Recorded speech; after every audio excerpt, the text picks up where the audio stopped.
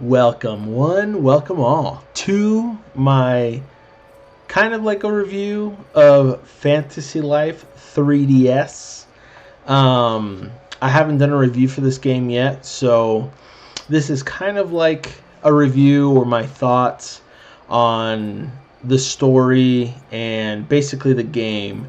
And why am I doing this video now? Basically, I have actually never finished the story of this game until now. And so this is kind of like my review of like the main story, everything that's happened up until,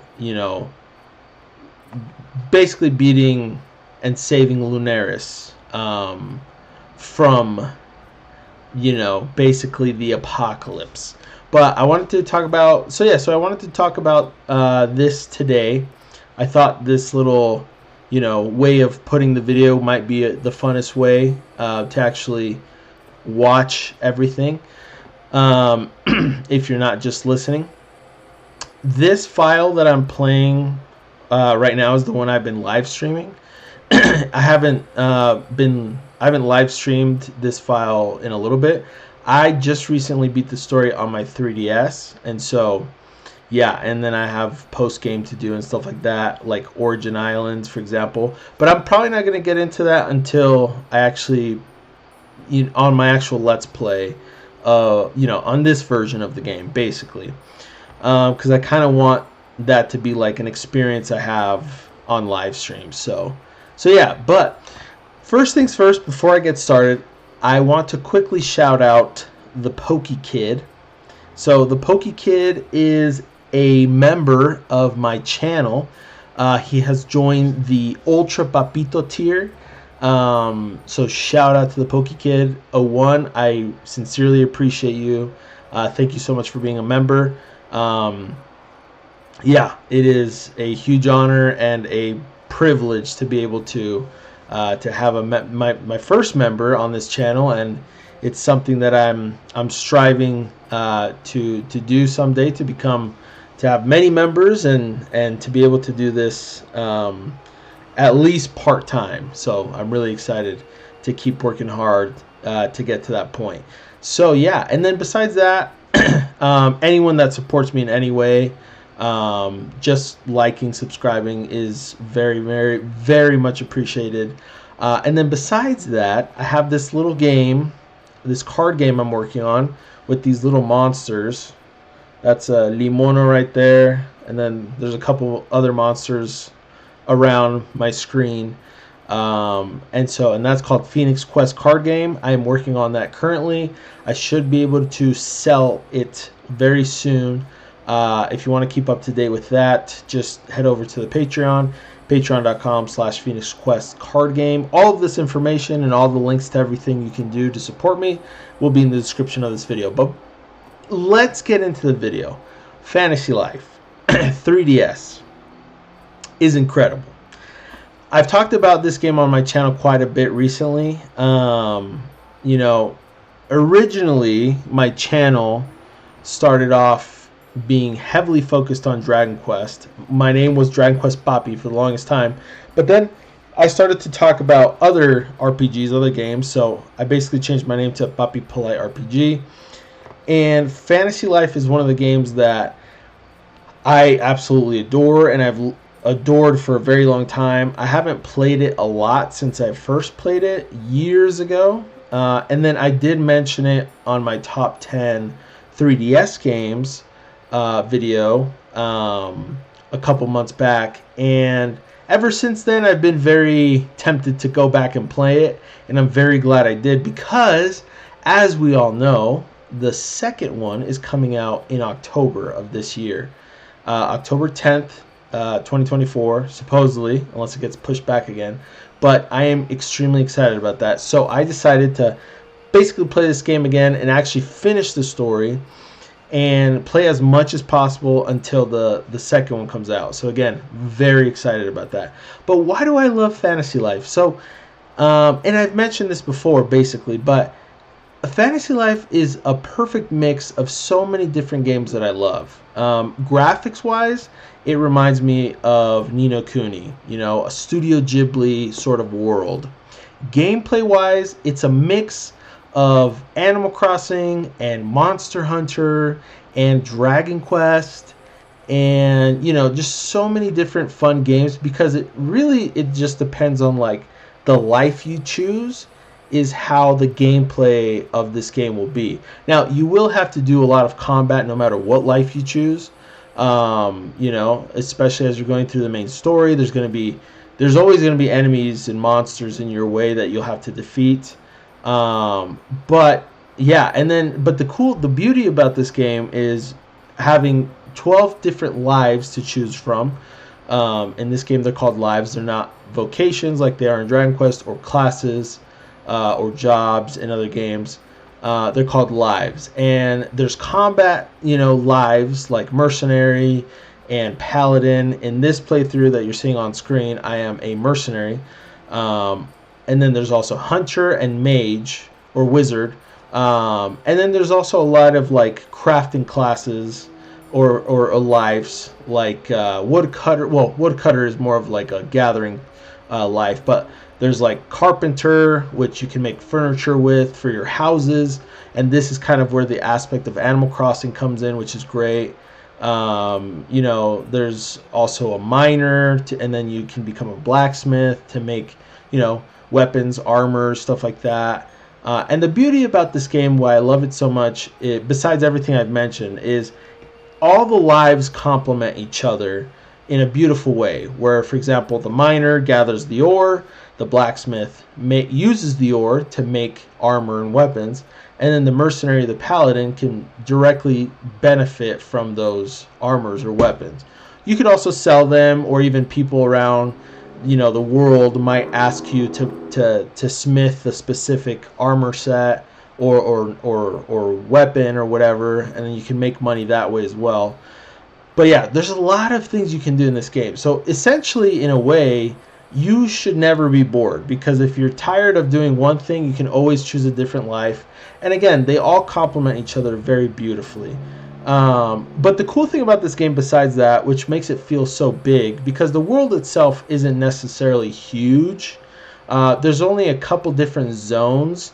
There's Castel, which is like the main, city you start at, which is gorgeous. It's like a beautiful town, city.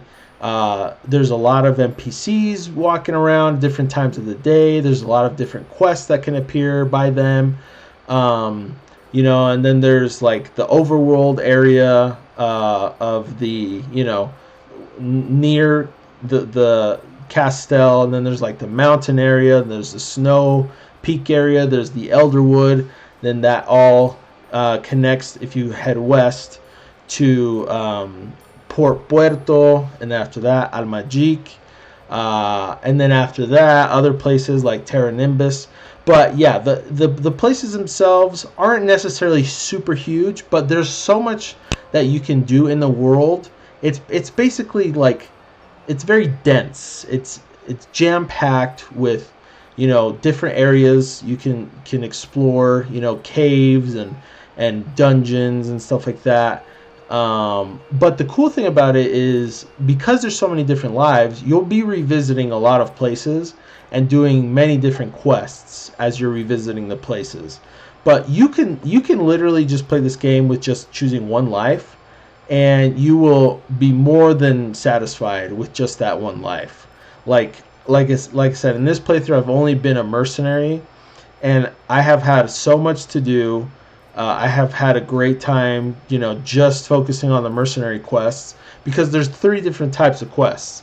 There's your life quest, which in this case, as a mercenary, it's very similar to like Monster Hunter, because like you take on these hunts basically where you have to, hunt down or kill a specific, monster, or one of them, and then 5 of those monsters, and then 10 of them, and then there's like a big boss version of the monster, and all of these different quests accumulate like star points basically, which help you rank up in that life, which is great. Then the second types of quests are the bliss quests, or basically the main story quest, which the NPC or the character that follows you around in this game is called the Butterfly. Eventually, you'll realize her name is Yuelia, whatever her name is, or whichever way it's pronounced. But she's a really cute character, and she's going. You're basically, she's going to be the main character because you don't speak, you don't say anything, and it's pretty interesting because a lot of these games with a silent protagonist makes the game feel like you are at least somewhat part of the storyline. But I swear, Yuelia is such a great character and so well written that you almost forget that you're actually part of the story. It's almost like she's the main character. You know what I mean? So it's really cool. I actually think Yuelia might be my favorite sort of like partner or companion character in a video game I've ever played. Like, I enjoy some companion characters like Stella from Dragon Quest IX, for example. Although she can be a little over the top sometimes or a little annoying, I still do enjoy her quite a bit compared to other companion characters like Paimon or Navi. But Yuelia specifically, I really enjoy. Her design, her personality is a perfect mix of like sassy, but also like very kind and loving. And she makes, and like super like funny as well. Like, she's actually funny. Like, there's some like jokes that she says in this game that are just like, have literally made me laugh out loud. Like, they were so funny. And so I really enjoyed Yuelia. Basically all the characters in this game are fantastic. Let me finish going through the different types of quests, and then we can move on to like, the actual characters and stuff like that. But basically, she's the one that leads you through the main quests, right? The bliss quests. And then the third type of quest in this game is basically the side quests, which it doesn't matter what life you are, you can take on as many of those quests as you want. Well, up until 30 of them. If you have 30 that you haven't completed yet, then you have to like discard one and pick another one up or whatever. But I purposely only pick up the quests I know I can do with the life that I am, because there's a lot of NPCs that ask you to like use alchemy to make this, or can you cut down this kind of tree, or bring me these kind of whatever it is, but you have to be specific lives to do those. I purposely don't accept those yet. I'll eventually accept them once I change my life to that, but I don't want to have them like pending in my side quest sort of list when I know I can't do them yet, or I just prefer not to change my life to do them, basically. So yeah, I'm just kind of trying to focus on one life for now. But now that I'm in the post game, at least in my personal file, I'm definitely more open to like changing lives around pretty frequently and just kind of doing multiple things at once. But anyways, the point is the quests, the structure of the game quest wise, kind of circling back to my original comment of like this world feeling super dense and like jam-packed of things to do, despite the size not being incredibly big. It all complements each other so beautifully that makes this game feel huge, like absolutely ginormous. So it's just incredible in that sense. But yeah, I absolutely love this game, and like I said, the characters are so well done. On screen right now, I'm questing with Laura, which I'm basically doing a main quest at the moment, and so that's why she's with me. But she's a fantastic character. All the characters from every single kingdom are so well done, so well written. The designs are just beautiful, very distinct designs. The game overall, all the characters are just hilarious in their own right. Um, you know, King Eric is a standout character, freaking hilarious. You know, aesthetically and then also just like personality wise. The Elder Dark Sultan is super funny. Um, yeah, and then just like Laura's great. I love her character. Just so many fantastic characters. Euelia, Noelia are great as well. And just like, yeah, overall design wise, it just, this world feels so like fun and just so, it's so charming and, you know, so charming and fun, and I love it, and I love it so much. um but yeah, and besides that, like I really just, you know, enjoy the combat of the game. The combat is an action RPG. You know, I haven't tried Hunter or Wizard or Mage recently, so I couldn't tell you how that is for combat. But in terms of like Paladin and Mercenary, I quite enjoy the combat for those lives. Um, and then I know I have for sure. I remember doing like woodcutter, blacksmith, miner, carpenter, stuff like that, and which all just felt really good. It kind of almost feels like as well, like Dragon Quest X, for example, if you've played that game, where it almost feels like an MMO, but like a single player MMO. In a way, this game, it's like it feels that big. You know what I mean? Because like MMOs are huge, you know, and it almost feels like that a little bit, where just like there's so much to do, like, you know, but you're playing on your own, right? I mean, I know you could have played with friends back in the day. Now, I don't think so, but well, no, you can't. At least not in the 3DS. But yeah, but I'm really excited to play this game with friends. Well, Fantasy Life I, the second one, when that comes out. So I'm really excited about that. But yeah, but basically, this game overall is a fantastic game. I totally recommend picking it up and playing it now before the second one comes out, because it looks like the second one is basically just going to be like it's like set in the same world, have the same characters, but instead of it's going to be more of like a past and present thing, instead of, you know, being like a direct sequel.